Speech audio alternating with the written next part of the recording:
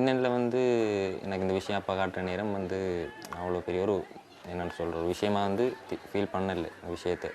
So அப்படி இருந்தும் அது ஒரு ரெனோடான ஒரு விஷயம்ன்றது ஆஃப்டர் ஒரு யங்கான ஒரு ஏஜுக்கு வந்தது பிறகு அந்த விஷயம் வந்து தெரியும். அது வரைக்கும் இது ஒரு சாதாரண ஒரு டிசாஸ்டர் ஆனேன்றது தெரியும் என்று தான் நான் வந்து ஃபர்ஸ்ட் ஆஃப் ஆல் வந்து நினச்சிட்டு இருந்தேன். ஸோ இவ்வளோ பெரிய ஒரு ஹியூஜான ஒரு விஷயம்ன்றது அவ்வளோது தெரியாது.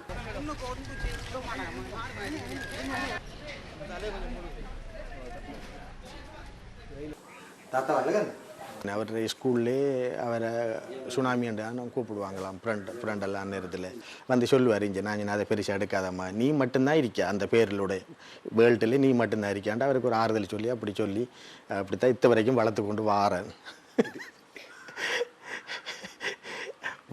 அதைத்தான் நான் சொல்கிறேன், வேர்ல்டில் உனக்கு மட்டும்தான் இருக்கு, சுனாமி என்ற பேரும் உனக்கு தான், 81 பேரும் உனக்கு மட்டும்தான் இருக்கு, அதை நீ பெருசாக எடுக்காத, நீ மட்டும்தான் ஒரு மனிதன், தனி மனிதன் அப்படின்னு சொல்லித்தான் இப்படியா கொண்டு வந்து நகர்த்தி 20 வருஷமாக கொண்டு விட்டுருக்கேன்.